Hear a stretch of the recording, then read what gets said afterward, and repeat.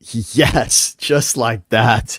JT, we're back at it. And look, we could not let each other go through this day without discussing what happened. Now, for most people, they're thinking about this game, and we're going to get into this a little later in what it's like. You were actually live during this All-Star game. We will talk about that because at the end of this, we're going to go here about 30 minutes, and in about 29 minutes, we are going to talk about tips of the trade. You can teach everybody what it's like to be live in a historic moment when you are on the air, when these things are happening, not marinating on an opinion, but forming one in the moment and firing everybody up in the audience. But I want to set this up for everyone, just for you and I over the years. You're a diehard Yankee fan, as everybody knows. And for those that don't know me as well, my dad's from Philly.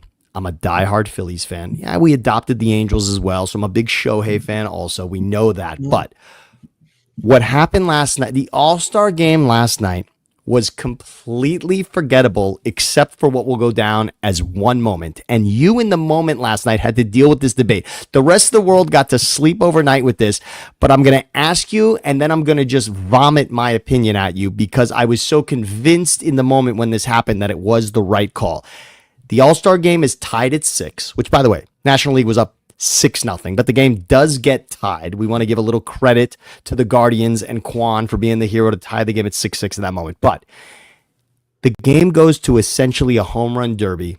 Schwarber goes 3 for 3 in his round and wins, steals this game at that moment back for the National League, is named the MVP. And all of a sudden, live, the history of this debate is actually that it happened to you, and we got to credit a caller is actually the one who called you up in the moment and said, wait a second, is this okay? We're giving Schwarber the All-Star Game MVP when he technically did not do anything during the 9 innings of the game before it became essentially a playground home run derby. Where were you in the moment on it, and has that changed at all for you? Well, Sam, great to see you. And it was one of the more unique shows I've ever hosted. And when you do this long, you don't think there's another show left that you haven't done. Walk off. I've done buzzer beaters for the national championship game, walk-off home runs. I've seen it all. Nothing like that. So much so that I admitted when I was on Sirius XM Mad Dog that I thought it was going to extra innings. I was just wondering. I didn't know the format because I was on the radio, so I have the headset on. I'm watching on TV. If they said it earlier, I missed it, and they probably did. So when they went to the swing off, I was in shock. And then I saw they posted on the screen 3 batters, 3 swings from each team, and I was like, what? You got to be kidding me. And then I'm saying to myself, well, it's got to be Judge and Ohtani, right? And then it's the players who are available. There wasn't a lot of information at the moment in real time. But then it started to hit, and I started to watch it, and it was some of the most unique 20 minutes, 25 minutes without a commercial, without a sip of water that I've ever done, because it was chaos. It was chaos, and the whole country was locked into it. And in real time, I thought it was fantastic. I really got sucked into the moment. JT, this was absolutely Schwarber's MVP to have, and there shouldn't be any debate. First of all, how much is going right in your life if you're complaining about the end of the All-Star game? Let's be clear about this, first of all. This does not determine anything. You and I were around when the game ended in a tie, and then for a few years, remember Fox, this time it counts. The game determined home field in the World Series. That's not what we're talking about here. This is an exhibition. It's an All-Star game, and it determines what? Bragging rights? Like these players give a shit anymore about National League, American League. There are no bragging rights. The bragging rights is winning the World Series. That's it. Nobody cares in that way about this. If you are in your life complaining about the All-Star Game MVP, you got a lot going right in your life because that means you get to actually put this on your priority list. So good for you. But this did not determine or steal anything from anybody. The only thing it was stolen from potentially is if Pete Alonso has a clause in his contract, which I bet he does, for All-Star Game MVP. And maybe you could argue that it was stolen from him. But will this game be remembered for anything other than Kyle Schwarber stepping to the bat like Casey Babe Ruth and going 3 for 3 on swings, hitting him out of the park to turn around that little home run derby and win the game all over again for the National League? Will it be remembered for anything but that? No, it'll be remembered for that. And Chaz Chisholm ripping it down the line, which he could have been the star. Olsen makes the best plays ever made, right? But a couple of things. I'm going to push back on a few things. The All-Star game means a lot more than you just downplayed it. Stan Musial 24 times. Henry Aaron, Willie Mays. I think Pete Rose played in 17 or 18 and won 16 of them. Let that sink in. Ask Ray Fosse if it mattered. Yeah, absolutely. Yeah, Derek Jeter, the guys who have played in the All-Star game. Dave Parker's throw, his legendary throw from right field. Been a lot of great moments in the All-Star game. It should not have come down to bringing a net. That's the vision I can't get out of my head. They brought a net out, a batting practice net, and they put it between the mound. Not the rubber. Nope. Nope. They Nope. put it in between for soft toss. So they set the net up. Really? We're gonna set the net up? Like we're not gonna have a guy come out there unprotected? No, a 50-year-old batting practice pitcher. We're gonna put the net there. I hate to tell you, Sam, that takes a little bit away from that MVP. Okay. And then we're doing soft toss. Soft toss. We're not getting Alonso hit the home run against an all-star in an all-star game. Schwarber hits it against soft toss. Dino Ebel, the third base coach of the Dodgers, is throwing the ball to him like me and Levi in the backyard. Like, can you hit it? Here you go, underhand. Right. But can we at least admit that if you've got 3 swings and you got to hit the ball out of the park, what Schwarber did 3 for 3, even with me and Levi in the backyard on a tee. JT, if you and I go out there on a tee, if you just tell me I got to get 3 out of the infield, that may not happen. He hits 3 out of the park, 1 from his knee on the third one. And I want to say one other thing. Can we let Aaron Boone off the hook? I know that as a Yankee fan, I bet you crushed Aaron Boone, but I'd like to let him off the hook. Where do you stand on who batted for the American League and what Aaron Boone was supposed to do in that situation? Because I see that there was no issue at all, but I'm sure you've got some thoughts there. Well, there's probably better players than the guy he had in the 3-hole. Aranda hits in the 3-hole. Yeah, I wouldn't have Aranda in the 3-hole. I don't know what my choices are if you give it to me. I would look at him and I'd find someone better than Aranda. And I'm also confused. What happened, this was a big victory for a number of people. First off, it was a big victory for Fox. Yes. Fox had a big night. Your former employer. Absolutely. They were unbelievable because they caught another amazing moment with the system for balls and strikes, the challenges, the Henry Aaron tribute. The tribute was off epic. The charts. They had the balls to let 2 managers talk at the same time. Not into that. Sorry, I like the game. I don't need them both talking. Pete Crow Armstrong, who I coached in T-ball. Unbelievable. Unbelievable. How did I forget that? Sherman Oaks Little League. Sherman Oaks Little League, which is very famous. Yes, wow. He played 4 years, 4 seasons with my son. He's mic'd up. That was great. But the thing that happened, it's going to be remembered for Schwarber getting the MVP. That's a debate topic. That's what we're doing here. We're debating it. It's done. Atlanta won. The city of Atlanta won. It showcased the ballpark. They had a great experience. And it also, I think the big winner in all of this was the fact that Rob Manfred got people talking about baseball, instituted a new challenge system, which is a home run. Huge. Home Huge. run, just like Huge clock. Home run. And everybody's talking about it after the game. But I'm really struggling because when I got into the moment, so I'm doing this play-by-play for 30 minutes, 25, and I can't come up for air, man. I use that that line about treading water in the ocean. I mean, there was no Coast Guard coming. And I'm sitting there, my producers are like, stretch. Just like They're saying, stretch. They're saying stretch. And I'm stretching. Stretch. And here's the best part of the story. I'm there stretching, and I'm like, all right, here comes the Rosarena. The pitch, he lets it go. It's right down the middle. Okay, here's the next pitch. Take. So I'm doing a radio show, and I'm saying take. And that got me nervous because I'm like, this shouldn't be happening. And then the other thing that got me nervous is when they had their 3 swings and they were out. Oh, Instead of the next guy coming out, Tom Verducci's doing a podcast. Hey, man, what does it feel? And I'm like, Jesus, Tom, get him to the plate. And I'm doing that. But then when Schwarber came up, Sam, it's not about me, it's about him. But in all my years as a broadcaster and giving advice, I've never experienced that. And I experienced everything. Post-game shows at the Super Bowl, live on Radio Row, big events.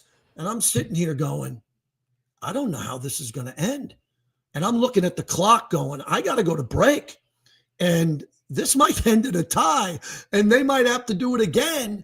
And it ended beautifully. Schwarber, he's going to be signing. I got buddies who are in the memorabilia business. When Schwarber's 71 years old, he's going to be up in Jersey at some signing.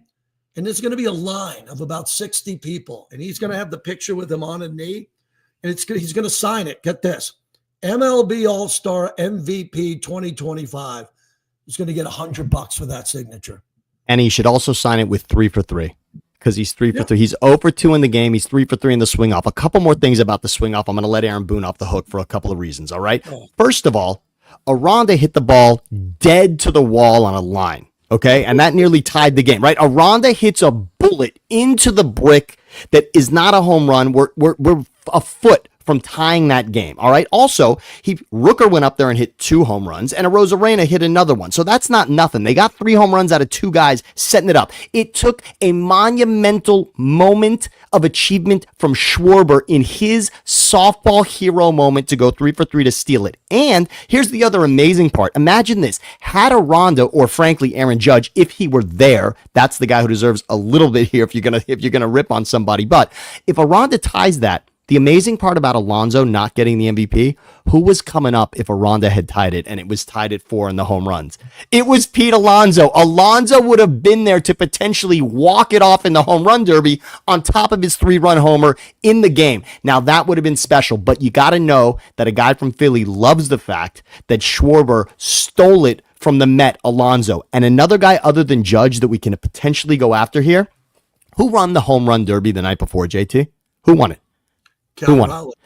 Now, Cal Raleigh is having a special season this season. Not a household name, big dumper. He is this season, and he's that for a lot of reasons. A, for what he did with the amount of home runs he had before the break. Number 2, he wins the home run derby, which, by the way, he won the tie break in the home run derby by an inch, which is amazing. I'm all for that. I got no problem with that. Then he goes out and he wins it over the next 2 rounds. He is a hero for winning the home run derby.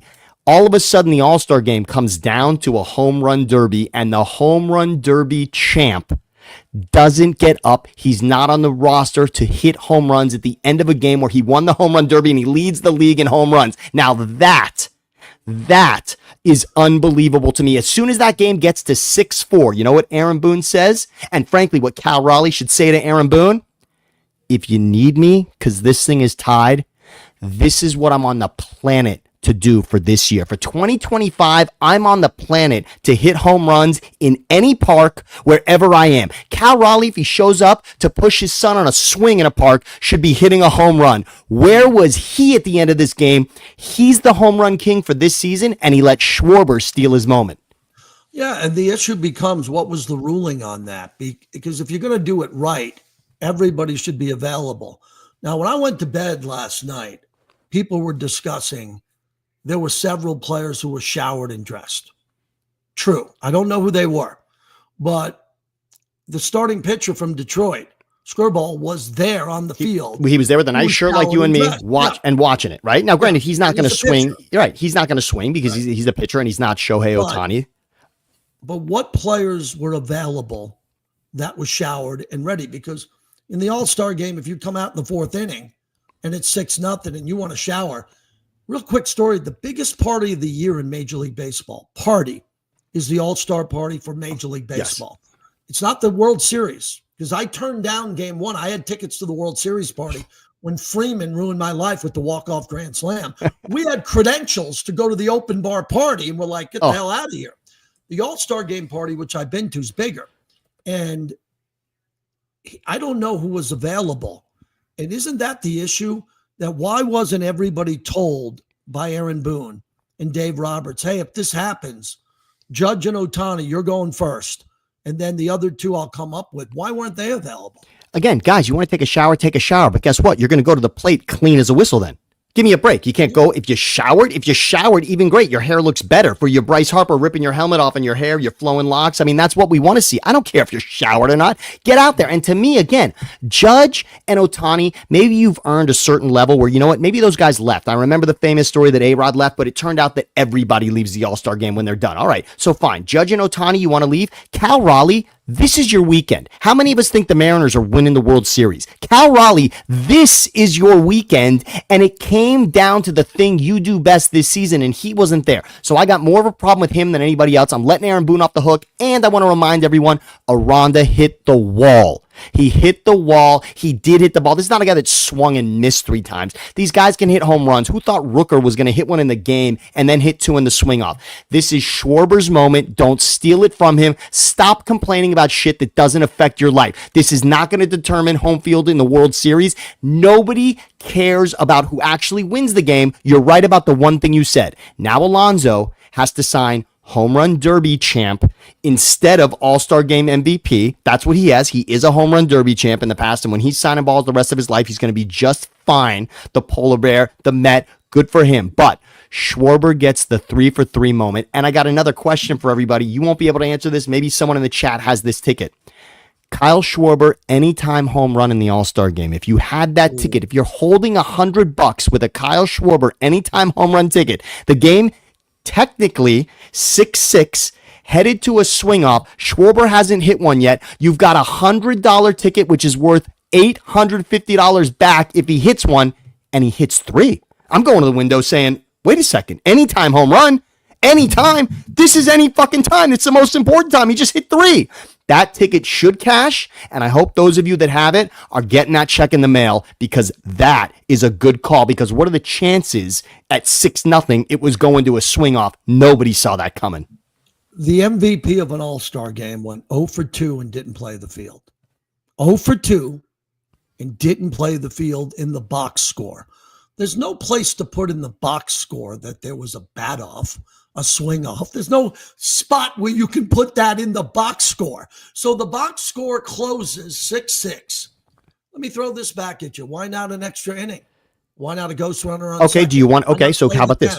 Do you want a ghost runner? I'm okay with that. Now, apparently there was some debate years ago. This apparently went into effect in 2022. None of us knew about it because it never came in. It never came down to the tie game. So I want to give credit again to the American League. I want to give credit to Kwan down to his last strike, slapping the ball the other way against the shift, beating it out to first base, then stealing second and potentially giving the American League a chance to win it right there. Rosarena strikes out. It doesn't happen. And strikes out on the challenge. We can get into that in just a little bit. But I love the fact, forget about the box score, JT. You and I are not old enough to sit here and complain like we were taking score, right? We had our scorebook out and we didn't know what to do. Oh, what do we write down now? You don't have to write shit because there's 1,000 people that are going to send stories out. And you know what's going to be the face of the story? Kyle Schwarber, 3 for 3 to win All-Star game for National League after, guess what? The guys that did play in the field and did get hits in the game, you know what they did? They blew a 6-0 fucking lead, and Schwarber came back and won it all for them. Well, would you admit that if you had to rank all the All-Star game MVPs, you would put this on the bottom of all of them? You're completely wrong. You're completely Give him wrong. the MVP, but if you had a lineup on the red carpet of all the living MVPs, you would make him go first, not because it's the best. You would save the best for last because he did it against the batting practice fucking pitcher for the Dodgers. He's a bad practice pitcher. How old is he? I can't go on with this thing until you can Google it. How old that guy? Dino, I'm going to find out right now. Dino Ebel. So maybe Dino Ebel deserves part of this MVP. Maybe when they sign it with Schwarber signing balls, maybe Ebel should throw him the balls to sign. Maybe that's what we should do, JT. They should show up when they're doing a signing, and Ebel's got to give him the ball so he can catch it underhand. Ebel, throw it underhand so Schwarber can catch it, and then let him sign it like that. Dino Ebel, congratulations. It's your moment as much as it's Schwarber's. I loved it. This will be remembered. Okay, there are All-Star game moments in our mind. There's Bo Jackson. There's Torrey Hunter robbing Barry Bonds. There's obviously Fosse and Pete Rose. I will argue Schwarber on a knee 3 for 3 is absolutely up there. And the only thing it wasn't more memorable than anything else in this game, maybe, was when Fox was talking to pitcher and catcher at the same time. I will say that was cool, but it won't be more memorable to our children than Schwarber going 3 for 3 in the first ever. Remember, we're talking history, the first ever. I guarantee, by the way, Schwarber's cleats or bat or something from this game, you know where it's going? The Hall of Fame, I promise you. Well, you're making this out to be a big Philly moment, which it is. It was. So I have no problem with that. Stolen from the Mets. But yeah, and no doubt it was. But when you look at the history of the All-Star game, what we've learned in our conversation so far is I take the history of the game and what it means and the winning and losing a lot more seriously than you do. Yes. And a lot of our listeners I talked to last night and today said it's an exhibition. It's an exhibition. It really isn't. It's more than that. There's levels of degree of All-Star games. Like the baseball All-Star game is the only one that matters. The only one. The Pro Bowl destroyed. The Pro Bowl now playing ping pong and tug of war. That's flag football bullshit. Hockey playing 3-on-3. Although the nation's tournament this year, you have to admit, no, that was this different. right? That was yeah, different. That was a tournament. Yes, it wasn't an All-Star game. That was a tournament. And then you get to basketball. No, NBA. First of all, NBA. It's Saturday night. It's Saturday night for basketball. Correct. Sunday means nothing. You win the dunk contest, you win the shooting contest, and then Sunday means absolutely nothing to these players. We know that. So my sons use a term called old heads. And they say the old heads aren't going to like this. And I said, well, that's interesting because I liked it. I really enjoyed it because I was living it in real time. But after the adrenaline wore off, that's the best way I'm going to describe this. When the adrenaline wore off, and I went back to JT, the sports fanatic, the diehard sports fan, then the adrenaline level brought me down to, come on, man. This was soft tots, home run derby to end a game that's really important in the significance of the Midsummer Classic, the history of baseball. I believe Fred Lynn was the Rookie of the Year and won the MVP of the All-Star game. I think there's moments that matter. You mentioned Rose running over Fosse. Mark Fidrich. Everybody talked about the Miz. Birdman, the Miz could have been in that game. The Miz only had 5 starts, and the Miz came in there throwing 102. I was old enough to remember the Bird, Mark Fidrich, when he pitched in the All-Star game and was a phenom, and he was the talk of the summer going into that. That's what made the All-Star game great. Reggie Jackson hitting the transformer in Detroit. But Schwarber took advantage of the moment. Now, you want to give an ESPY award for taking advantage of a moment? He's right there. That was a beautiful moment for his career, his legacy. That trophy matters. That will be on his mantle for his kids to have the rest of their lives, and it's going to be a memory I never forget. I'm not going to say it's Reggie or Pablo Sandoval hitting 3 in a game in the World Series. All right. It's clearly right. It's not that. All right. It's clearly not that. But think about iconic home run hitters in our life. Schwarber in Philly may have been an iconic home run hitter. And maybe to Cubs fans, he's an iconic home run hitter. But now for the entire world, he's an iconic home run hitter because of what he did in this tournament. And you could also argue people will remember, I guarantee you in 20 years, you ask people who won the home run derby in 2025, you know what they're going to say? Kyle Schwarber. They're not going to say Cal Raleigh. They're going to say Kyle Schwarber. One thing I want to hit before we get to your tip of the trade, JT, the ABS system, balls and strikes in baseball. Now, there are a lot of people a little older than you and I. By the way, Dino Evil is 59 years old. All right, so that's the one tossing underhand to Kyle Schwarber. But I had the under in that. I did not have the over. And maybe we should have put. I'm 59. I should have been able to throw that pitch a little bit more better. Maybe we could have gone with the ABS system for the swing off at the end, maybe, and run guys up before they hit them. But I'm going to say this for the ABS system, JT. I'm going to get out of your way for a moment. I want you've been watching baseball a little longer than I have. All right, but we got an opportunity to see it with big leaguers in the All-Star game. We saw challenges with tapping your head. We saw a beautiful graphic, and we saw plays in the moment instantaneously being changed.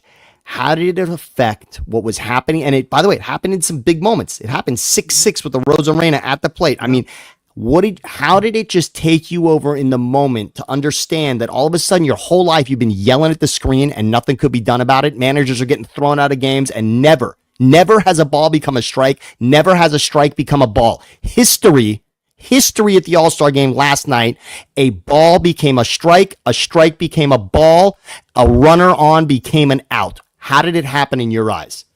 I thought it was great. Normally, I'd like to take a step back and see it more than once. And to see it on the grand stage of the All-Star game was fantastic. Because when I found out more about it, only the pitcher, the hitter, and the catcher are able to challenge.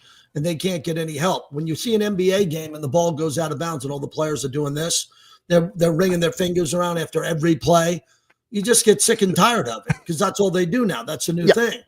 Well, this is cool because you don't look at the dugout. The dugout, and look at other sports. They take the iPad, right? Hold on. And then they take the iPad and then they look and they go, challenge it. It was a lot like tennis. The comparison is tennis. The Hawkeye. And 1,000%. When Skinner's hitting serves at 130, and I said this, a 62-year-old British mother or grandmother cannot get down in a crouch in the skirt and go in or out. She's 62. She can't get that. So that technology has evolved to the point where it's perfect. That's what baseball did, and they did it in the All-Star game. So that instantly, because they were doing it in spring training, I was at the game here in Vegas. First time they ever did it was at the Las Vegas ballpark, which was fantastic. So next year, and chalk one up for Rob Manfred. It's another big one for Manfred. It's another win for him. It's going to be the norm now. Next season, you'll get the challenges. It'll be fast. And they do turn it around, I read today, in 13 seconds. So it's not a minute 30, like when the refs go under the hood in an NFL game and they could be there for 4 or 5 minutes. I thought it was brilliant. And here's what I also want to tell everybody in regards to replay and getting it right and getting it wrong in social media. If me at home with the remote control can take a photo of something being right that a ref is getting wrong, in other words, if I have more of an advantage on my couch of seeing something that a ref is not, quote unquote, allowed to use in his differentiation of that particular play, that is irresponsible. Give an umpire, give an official, give a referee the same tool I have sitting on my couch, and that's what this does. How many broadcasts have we watched where the pitch comes in, the ump calls it, whatever he does, and 20 seconds later on the broadcast, what are they? They're showing you the infrared, right, into the box. Is it a strike? We've been watching this on broadcasts for at least 5 years now, and finally they're using it in a game. Congratulations. You're so right about Hawkeye.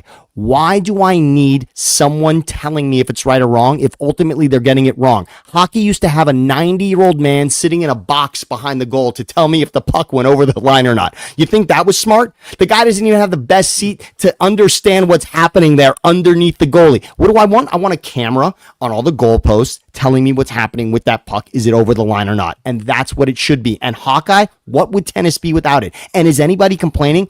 If there is a photo of something being wrong, and on the field they're saying it's the other way, that is blasphemous to all of us. Get it right. In 10 years, we're going to say, why wasn't it done sooner? It was beautiful. Quick tap of the head, quick graphic on the screen, right or wrong, in or out, get him out of the batter's box. It was beautiful. I love that. And now, JT, our last 5 minutes, I just want to hit you with this. We're going to do this every time we talk. JT's tips of the trade. I want to remind everyone of something. You and I have marinated on this game. This game started 23 hours ago, okay? The game started 25 hours ago, okay? So you are on the air during the game, all right? You're sitting there talking about it's 6-0. You're not even talking baseball on the air, all right? At this point, it's 6-0. The game's over. Nothing's going to happen. And all of a sudden, frankly, you might have been talking about, somebody said to me today, hey, did you see the game last night? You know what he was talking about? He was talking about Caitlin Clark getting injured and coming back into the game. I mean, some people are not even paying attention to the All-Star game. It's 6-0. You're on the air. It's 6-4. It's a cute story. All of a sudden, the Guardians slap the ball, tie it up, and there's a graphic on screen that says that we're going to hit home runs and see what happens here. And you're there in the moment. Now, I want to remind everyone, all the shows you watched this morning with people ripping their hair out the way I am about what happened last night, yeah, that's because we got to marinate. We got to sleep on it. I got to hear other people complain and then get mad at them for complaining, all right? But in the moment, you are not only yelling to everyone on the radio what is happening. I mean, you were telling, there are people who are in their cars who didn't know what's happening, listening to you. You're telling them what Schwarber's doing in the moment, and you're forming an opinion because a caller has the balls to call you, much like you used to do, to say, wait a second, we just gave the MVP to a guy who went 0 for 2 in the game. What is it like? I call this the breaking news method, JT. You've been doing this for years. You've done more radio at night when games are happening than anybody. And it's one thing to just tell people what's happening, but it's another thing to form an opinion, which, by the way, is going to set the table for people who make millions of dollars to talk about it the next morning, who get to read about it all night, who get to listen to you. But what's it like to form the first opinion when Albert Pujols hits the ball out of the entire stadium against Brad Lidge in an NLCS? What's it like to define a historic moment when you are there live? The camera is on, the microphone is on, you are talking, and you're not just telling us what's happening, you're telling us the perspective on it. Tell us what that is like. I think it's the hardest job in all of sports. When you rip up a rundown to talk about something new and to create an opinion that matters, that is difficult. This is our tip of the trade. Go for it. Yeah, I actually loved it because it was the perfect storm. It was the dead zone of sports where nothing's going on. So just take that into play, number one. This isn't coming off Thursday night football before a weekend of week 6 NFL action or college football on Saturday. This is the deadest night maybe of the year. It's on the Mount Rushmore. So when you go in and do a show like that, you got to be prepped. Number two, I know when people are not listening to me. They're not going to be listening to me when a game is in progress. But this was different because, as you said, there's a lot of people that aren't going to watch the All-Star game after the 6th or 5th inning, so they're tuning into me. They have it preset in their car on Mad Dog. It was wild, man, because instantly I knew how big it was. I knew the length of the time I had to fill. I knew I had to reset with the audience, something I learned a long time ago from our program director, Andrew Ashwood. So when a Rosarena comes up, I'm saying a Rosarena's up. He's trailing by 2. The National League is ahead. This is the 2025 All-Star game. I'm resetting all the time in my head.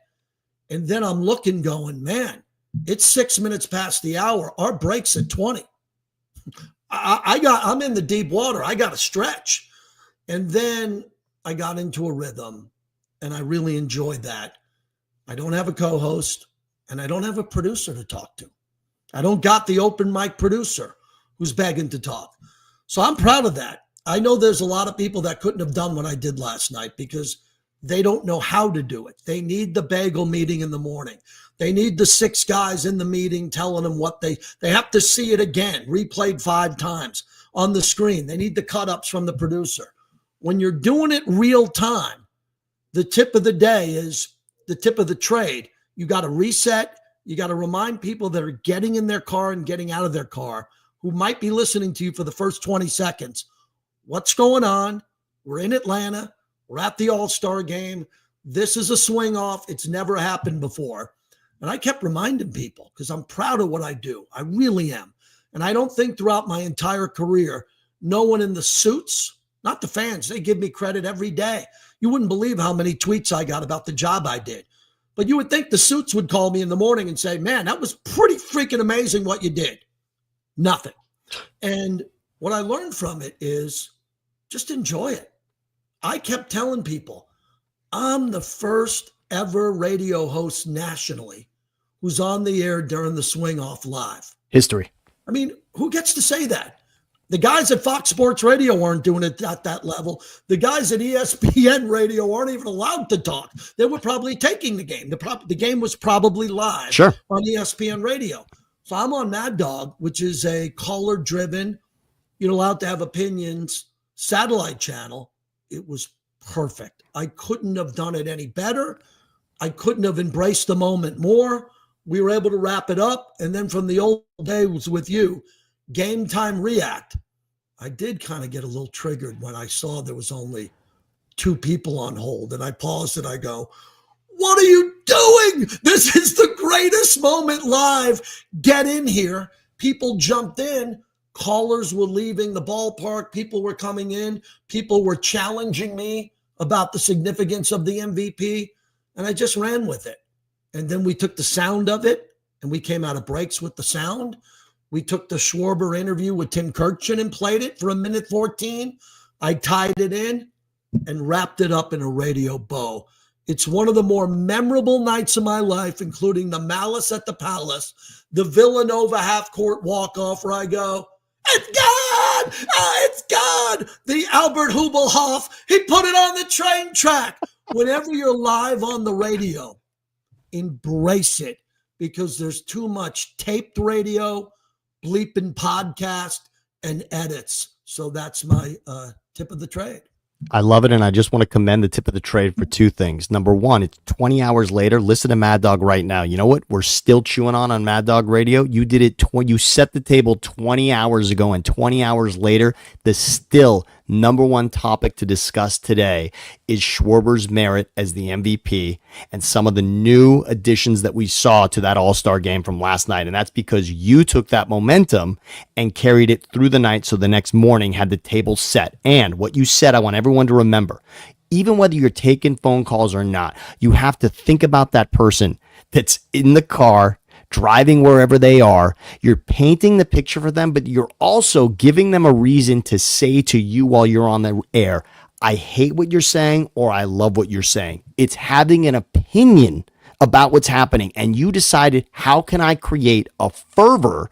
How can I create an energy? How can I create a platform for people who care about this right now to join me in this energy? That's what's infectious about what you do. You're inviting people to join you at that level. Create an opinion with me. Be a part of the first opinion for this historic moment, because I'm setting the table for you right now to land on one side of this or the other. If you took your top 5 sports radio hosts of your lifetime, in your opinion, not you, our audience, your top 5, whoever they were, and you put them in the situation that I was in last night, I was home. I wasn't in this studio with 14 different TVs. 3 out of the 5 would have A, had a heart attack, or would have pissed down their leg. They would have not been able to get through the 20 minutes I got through.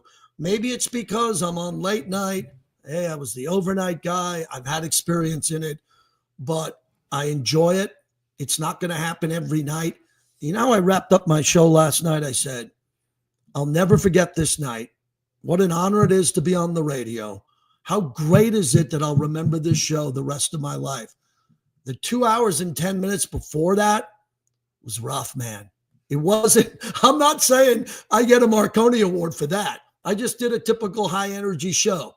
But when something big happens, embrace it, go live, let it breathe, and have fun with it. That's awesome. JT, the tip of the trade. We'll do one of these every time we talk, because you've got so many stories from doing this and doing it in a unique way. Congrats on being a part of this in the moment last night, creating an opinion for the rest of the world in the moment. And I was there to rip your fucking head off as soon as you were done and said, I absolutely want to hit this again. And we did.